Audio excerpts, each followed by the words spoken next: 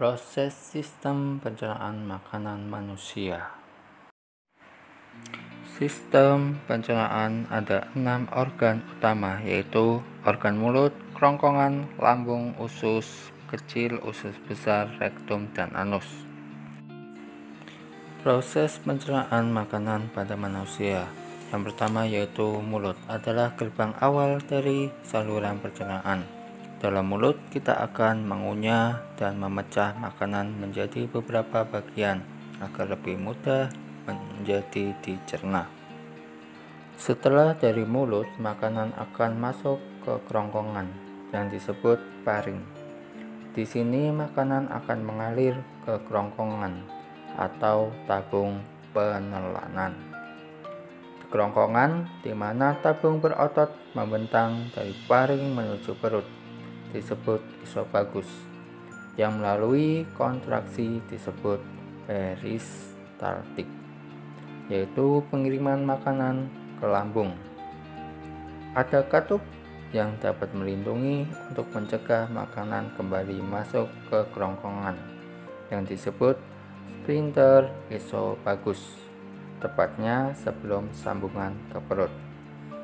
Disinilah terjadinya zona tekanan tinggi.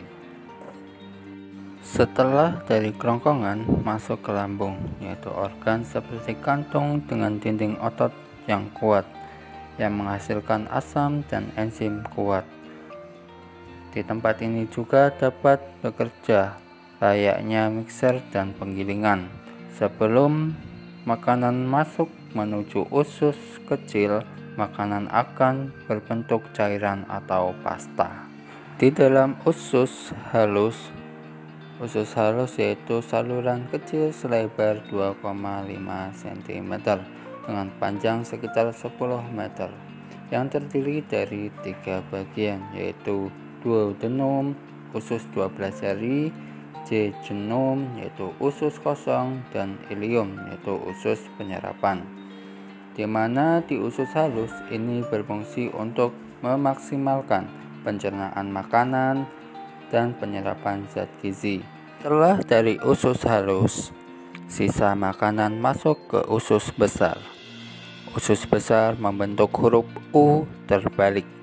Panjang usus besar sekitar 5-6 meter, yang terdiri dari 3 bagian, yaitu cecum, kolon, dan rektum.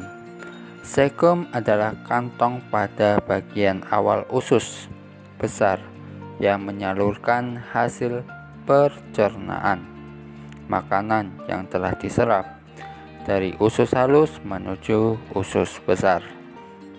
Kolon adalah tempat cairan dan garam diserap memanjang dari cecum ke rektum.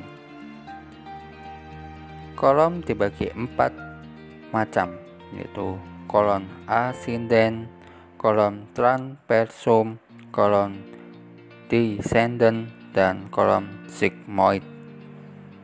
Fungsi utama usus besar yaitu membuang air dan mineral elektrolit dari ampas makanan tidak dicerna, lalu membentuk limbah padat yang dikeluarkan.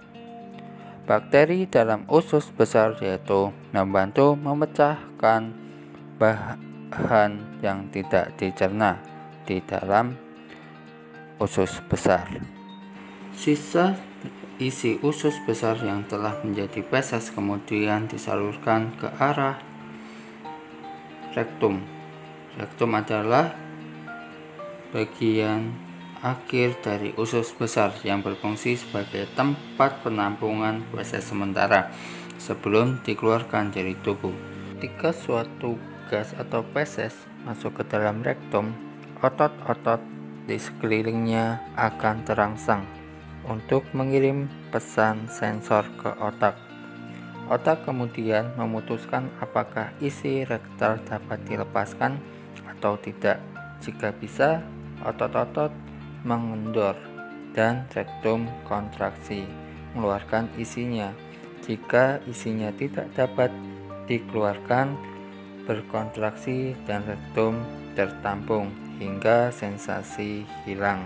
Feses sudah di anus. Anus adalah bagian terakhir dari saluran pencernaan. Bagian ini terdiri dari otot dasar panggul dan dua sphincter anal, yaitu otot internal dan otot eksternal. Analisa sphincter yaitu memberikan kontur tinja yang baik.